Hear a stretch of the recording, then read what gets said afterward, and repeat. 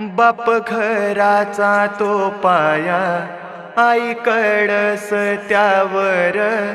जेव्हा खचतो ना पाया, तेव्हा कोसळते घर. बाप माझा स्वाभिमानी बाना,